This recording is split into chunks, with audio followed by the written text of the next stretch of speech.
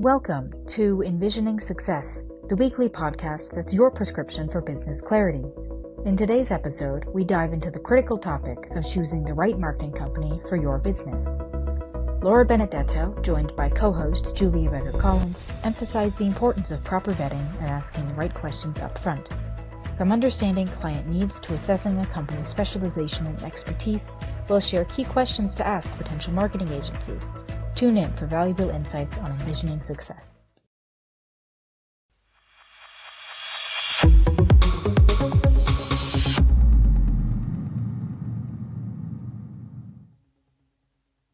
Hello, and welcome to enVisioning Success. I am your host with the most, Laura DiBenedetto. I am joined by the lovely and talented Julia Becker Collins.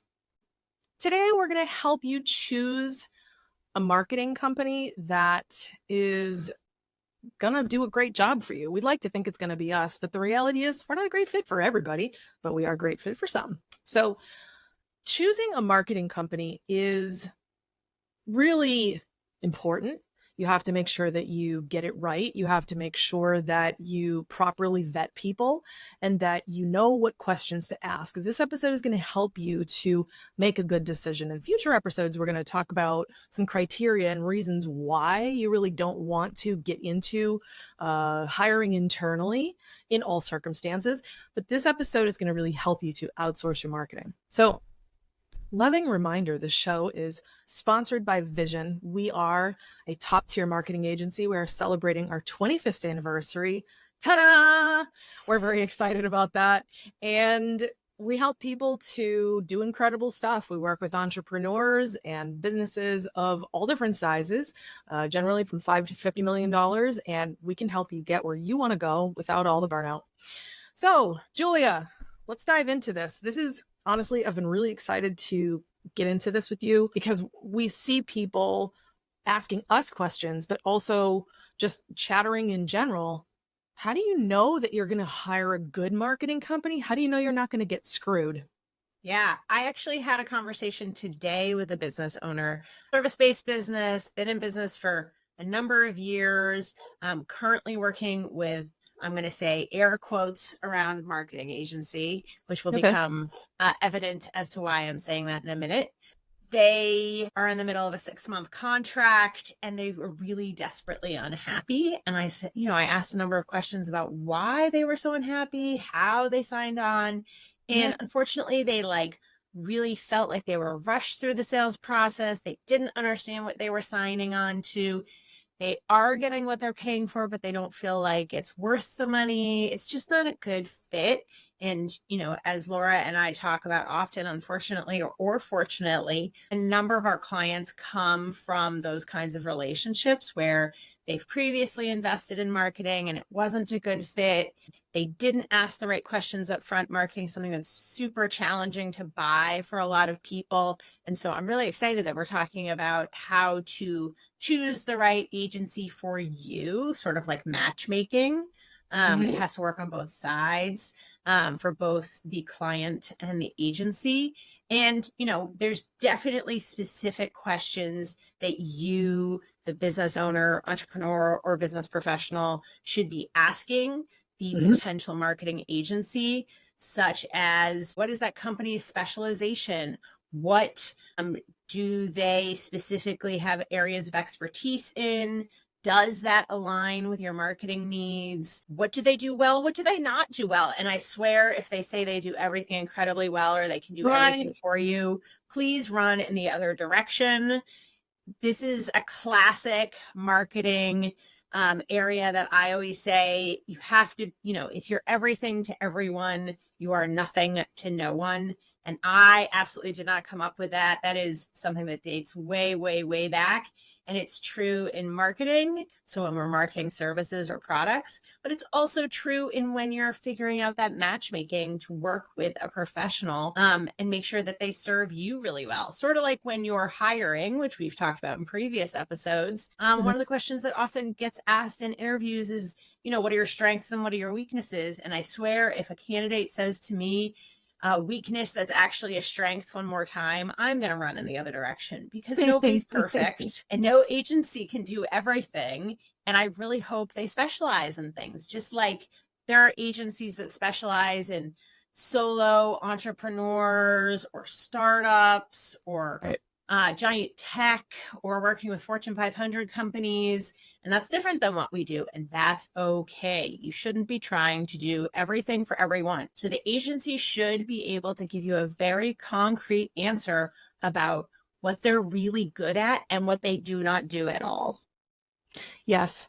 To add to that, when you're in the job interview section of life, you're not just asking the question about strengths and weaknesses to actually get the answer about the weakness. You're also trying to gauge someone's self-awareness. You really want a company who's going to be self-aware, if you will, because if they're in denial and they're telling you, oh, I'm good at everything. Oh, I'm a perfectionist. Bull. No, you're not. Like, you can't be good at everything. It's not possible. Right. And to be really deluded, it means that you're either really not self-aware or you're just trying to make a sale and you don't care if you're actually going to help me or not. I've never been on a dating app. I've been with my husband for 20 years. So I don't know if it's swipe left or swipe right that makes you not interested in the person. I don't know either. But swipe the direction that says no. God, now I want to Google it. Which way are we supposed to swipe? I don't know. This is terrible. We got two old married ladies trying to figure out what the kids do on Tinder, but I think it's kids these days. These days. I know. I sound so old. You think they want to come to my knitting club? Listen, there is nothing wrong with knitting. Not that we serve Ovaltine. We're gonna have some Metamucil. Ooh, that'll be nice and regular. God. No, I like what you said about this. It's really, honestly, it's very, very important that you have a partner that's super aware, also very transparent, and they're not trying to just make a sale. There's way too many companies out there that they are not interested in actually serving you, but they're trying to hit numbers. And I'm specifically talking about the companies that they're nationwide. They have an army of salespeople that are on commission only. That's very predatory because these people are so hungry. They don't care if it's right for you. And when you have a commission-only salesperson in a marketing role, they can't afford to feed their family and care about what's right for you at the same time. There's a conflict of interest. Now, if this person is paid a living wage plus incentivized, okay, cool, that's different, right? But that salesperson or agency owner or whomever you're speaking to should be able to objectively answer about specializations, about what they're good at, about what they're not good at, where they're really just lousy, and do so in such a way that it's clear that you're being served from go. If it's not clear and you're starting to feel like you're just another conquest or a notch on the business belt, red flag. Swipe left. I don't know. Can we Google this? I'm old and tardy. I actually don't know. I know, it's terrible. I'm looking it up right now. So if you're watching us on YouTube, what you can do, and you can subscribe if you want to see me trying to Google what the kids do these days and realize how young we both look. And so you shouldn't think that we don't know this. Young. You look young. I know I do. You are not. Listen. That's okay. We are youth impaired. I got it. I was right. Swipe left. Negative. We are swiping left on this. Oh, okay. So we're swiping left for people that can't be objective and put you first. Correct. Fair. All right. I think our staff, Katrina, who is our podcast producer, is going to laugh at this episode. I feel like I can hear her in the green room laughing. We'll buy her a case of Metamucil. She'll be fine. She'll get it in the mail. We won't even tell her it's coming. She'll get this big case and be like, what the hell is this? Why do I have this? Love ya. Love you, mean it. Okay, Laura, what is another actionable tip for people when they are looking to vet a marketing professional and figure out if they're going to swipe right? Ooh, swiping right. I know this now. Ooh. I feel 1% cooler. Thank you, Julia. You're welcome. Way to tee me up. You're going to want to ask about the client retention rate. That's really important. And well, like we talked about with the salespeople who are on strict commission, so much so that they actually can't put your well-being first. and feed their family at the same time. If they say to you, I don't know, or yeah, I'm not sure, and they kind of like get all waffly and weird. Yep. That's not great. You want someone who can answer the question quickly, confidently, and then you can follow up about it and be like, okay, I mean, first of all, do not expect to find a client agency with 100% client retention rate. It's not possible. In the case of our company, we lose clients throughout the year here and there. And the reason why is a couple fold. We went through a pandemic. Hello, that sucked. You can't outmarket the plague. That's one, no matter how good you are. Number two, sometimes people retire, sometimes people sell their companies, et cetera, et cetera. Yeah. And sometimes it's just not a good fit. So you want to be able to have a partner who can quickly, confidently speak to what kind of numbers and why. Right. And can you add to that? I agree. And I think that, this goes back to something we said in a long time ago episode. Haven't listened to our previous episodes. I highly recommend it. We were talking about the difference between a marketing agency like Vision that's been around for 25 years and has done a lot of work and changed and grown up versus a agency, again, I'm air quoting here, that is just a person in their mom's basement and is hiring contractors to do the work for them and calling it employees, which that's a legal problem for another day. And I am not a lawyer and I'm not offering legal advice. But all that being said, you can't have years and years of data of client retention rate if you haven't been around for years and years. So separately from understanding that, longevity in the industry really means its own thing. And we're obviously very partial about that. But you can't see good data if you don't have many years of data. Right. Well, client retention rate, let's talk about what this actually, what it points to and what it says about an agency. One, it points to the longevity, like you're saying, but two, it also talks about the results that the agency is able to provide. It's a pretty heavy implication that if someone has stuck with you for 10 years, they're probably making money on it. So it's highly incentivized for them to stay. Otherwise, why would they?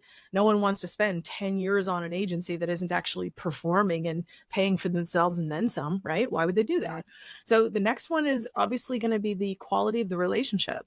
People will not stay with an agency where they don't get along with the people in the company. You can have a really, really great track record. If you hate each other, who cares? There's a point that I was thinking of in the intro of this episode, and I forgot to make it. I'm going to make it now. The fit that you're looking for is head, heart, wallet. And it needs to really follow are we a good functional fit first? Like, do we actually do what you need? And do you need what we do? Like, it has to pass that first initial fit. And then, do we like each other? And then, does the money work? It should go in that order: head, heart, wallet. Mm-hmm. Mm-hmm. Yeah. I mean, I know we have said that previously, but we will continue to keep that dead horse dead again. One of my favorite phrases that I got from a past client. Well, so anything else about client retention rate, or do you want to move on to the next point? No, let's move on. Okay. So I would say the next item, actionable tip when you are trying to make that matchmaking decision on swiping left versus swiping right on that marketing professional. I feel like this episode is going to end up being named Swipe Left or Swipe Right. How will the agency or the professional communicate to you? How often will they communicate? How do you want to be communicated with? And does their method of communication work for you? Are they even asking you your preferred method of communication? That's a big question we always ask in the onboarding process. Are you a texting person? Are you a phone call person? Are you a video chat person? Do you like long detailed emails, or do you like bluff, bottom line up front? What's your method, and can we meet that need? Or are we just going to say to you like, hey, we're going to give you bluff, but also FYI, we're going to send you details because you're probably reading this at 11 o'clock at night and you might want more information than we can provide because we're asleep at that time. And how often, like I said earlier, are they communicating? What frequency? Mm-hmm. Are they giving you reporting and metrics? Are they even offering that? And if they are doing reporting and metrics, are they explaining the reporting and metrics? because data is great. We love data. If you've heard us before, you know, I pray at the church of objective information. But if you don't understand what you're looking at, it's not that helpful to you. So if you're staring at Google Analytics and you don't know what a conversion rate is, it's not going to be helpful that you got the information about the conversion. Yeah, they also put a lot of acronyms in a lot of these reports, and you're like, what is this? And what you don't want to do is have to Google everything and just spend all your time deciphering a report. You want to read it. Right. Exactly. And, you know, are you being told how often you'll get that reporting? Is it quarterly? Is it monthly? Are you getting the year-end wrap-up? What do you want? What do they say that is their recommendation? That's another big thing. Mm-hmm. Are they recommending something because it's strategic, or are they checking a box and being an order taker? Oh, that's a big one. You know, oh, I'm supposed to do this, so I'm going to go do it. Right. I'm going to mention something. He who shall not be named. We have a former client who retired, who wanted I know who you're talking about. I already know who you're talking about. I know you do. I know you're not listening, but I love you. He's still a friend. But anyway, he used to want to check his Google Analytics every single day. And I was like, listen, I love you. I need you to not do this, because strategically, you are looking at teeny tiny metrics and data. You're not going to see variances hour to hour. You can't. You're not going to be able to make a good decision. Mm-hmm. So, you know, in this case, what was being offered was leadership and saying you should look at it month to month, quarter to quarter, year to year. If you're looking at it day to day, you're obsessing and you're actually not getting good quality of data. So we provided a lot of monthly reports, and, you know, it was very helpful. But the part of this is your agency partner that you think you might like to work with, are they giving you good advice? Are they leading you to get good objective data? And are they helping you to make a good decision so you can actually assess the data correctly? Because numbers are numbers. We know this, but numbers tell a very important story, and you can chart numbers and data differently over different periods of time. And that's an important thing to know. So, you know, when you're thinking about all of these things, we've got two more great things for you to ask, but you really want to consider, what's the style of this relationship? We could probably call this a bonus question. Who drives? Yes. Yes. Are you in charge? And are they an order taker, or is your agency partner actually going to drive and you get to be Miss Daisy in the back seat? Like, right. If you're a marketing expert, maybe you're qualified to be in charge of your agency partner, maybe. But in all likelihood, you're not. What kind of leadership is this person going to provide you so you actually get to truly be the client, get the concierge service that you're looking for, have someone educate you, take care of you, teach you things, and help you to be the most educated you can possibly be so you can make fair assessments? And this is a really good test. If your agency teaches you how to tell if they're failing, that's a good thing. Right. And I think you're raising a fantastic point about leadership. Does the agency you're looking to work with lead, or do they follow? So leading is giving strategy, explaining, crafting the process, explaining to you why this is the way we should do it based on your objectives, etc., versus following, saying, oh, okay, you want 3 Facebook posts a week. We'll do that. We're order takers. Most likely you, as the service professional or entrepreneur, are not a marketing professional, and that's why you're looking to hire somebody. So why should you be leading? Right. I'm not going to tell my general contractor how to build my house, and I am most certainly going to not going to tell my heart surgeon how to operate on my most vital organs. To let the experts be the experts and choose a really good leader. Stay in your Julia, lane. what is point number? Well, it was 4. Now it's 5. What's number 5? What approach does this marketing professional that you're chatting with, what approach do they have to changes in the market and in the landscape? marketing changes day to day. I say this to people all the time. Just because something's a good fit for you right now doesn't mean it's a good fit for you later. Just because Facebook is working right now doesn't mean it'll work later. Can you hear me rolling my eyes, you in audience land? Oh my God. The amount of time we spend dealing with problems with Facebook. And just because the algorithm is favorable to you now does not mean it will be favorable later. I had this conversation with somebody today. I was explaining how what their current national SEO company was doing was technically correct, but it was based on old information. And that means they're not staying ahead of the trends. Right. And so they're banking on short-term results, not long-term results, which SEO is a long game. So the fact that they're doing that is very frustrating. But, how do they stay up to date? Do they have professional development for their staff? Do they understand what's happening? Do they watch the news? What's their take on, if they're recommending TikTok to you, what are they going to say about if there's a TikTok ban? So what are they going to do, and what do they manage for you in those changes? If Facebook is shut down, do they even tell you that Facebook shut down for the day? Are they alerting you to what's going on? Yep.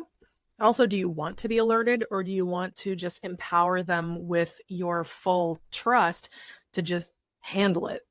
Right. Exactly. It's an important thing to consider. As part of our relationships with our clients, there's a certain amount of pivoting that's just automatically built into our relationships, because we set the expectations very early on that changes are the only constant in marketing. Things will change. The algorithms will change. The rules will change. Everything will change. And the plan we have today is not the one we're probably going to have in 6 months, because A, there will be changes. B, there will be performance metrics to actually look at, and we'll discover, hey, wow, this really overshot our expectations. Let's do more of that. This kind of undershot. Let's do less of that. So a big part of this is, the pivoting, like you're saying, and making sure that also that you're giving your agency partner the level of autonomy that you're comfortable with. If you're not comfortable handing them the keys to just drive and make decisions for you, then say that. You probably haven't considered this before this moment, but in the case of a lot of our clients, they don't want anything to do with it. They're like, nope, we have no idea what we're doing. You drive. Just let me know what you decide. Okay, cool. There are a few that prefer to be more involved, and that's okay too. It's just knowing this stuff is extremely important. And it's kind of like building a prenuptial before you get married. You want to understand the terms of engagement. You want to make sure you know exactly what's going to happen if things start to get a little weird. Yep. That way you have a plan. Nobody likes surprises because, well, people plan and God laughs. And I stand by that. And I've been saying that at least once a week for the past 50 years. 50 years? Yes. Sure. Yes. Okay. Don't I look good? You do. You look great.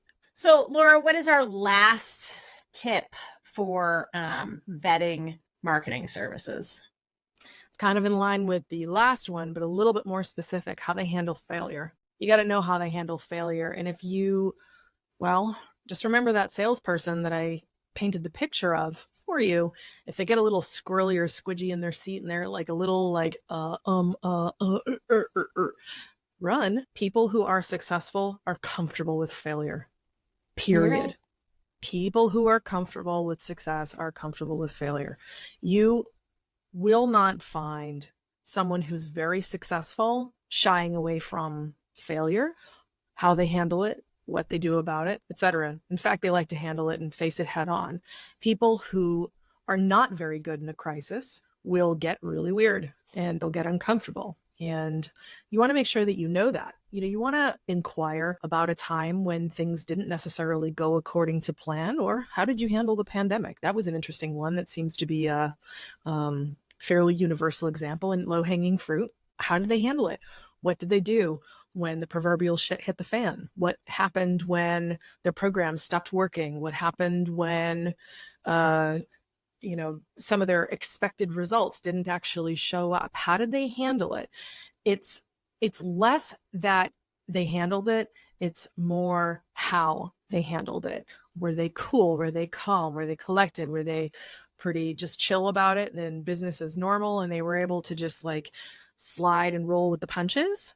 Or was it kind of all hands on deck? Or was it chaotic? Or what was that like? You want to really get some good inquiry into how they handled it, what their headspace was. Particularly if you're speaking with the agency owners, you really want to see how they handled it, almost from an emotional perspective. You don't want unstable Mabel at the helm. You want someone who is unruffled by chaos, who can handle it and make sure that, when mistakes happen, not if, that it'll be handled, and it's handled in a way that you agree with, that you're comfortable with. What can you add to that, Julia? I would say the only other thing I can add to that is even with small problems, right? Like they're a billing mistake. Did the agency make a mistake? Great example. Can they, do they own up to it and tell you in advance? Do they wait for you to say something? Do they bury their head in the sand? Do they even not know there was a mistake? I have been saying this to staff for a decade that most problems are opportunities to turn around and become the champion of the client, that most problems aren't even problems if you are the first to identify them and let the client know you have identified it, you take responsibility for it, and you have fixed it. I don't think I've had, knock on wood, I don't think I've had a client that came back to me when I said something like that and was mad. Most of the time they thank me. Oh, thank you for identifying that problem and fixing it. Great. I trust you to do that the next time. Humans are human. They're going to make mistakes. It's all about how you deal with the mistake. Amen to that. No, I love that. I think that being proactive, getting ahead of it, not being shy about it. I mean, shock of all shocks. We're not perfect. We're out here being humans. We have billing mistakes here and there. We've got signals crossed sometimes. It's humans. Thank God. I still don't want AI running things. No.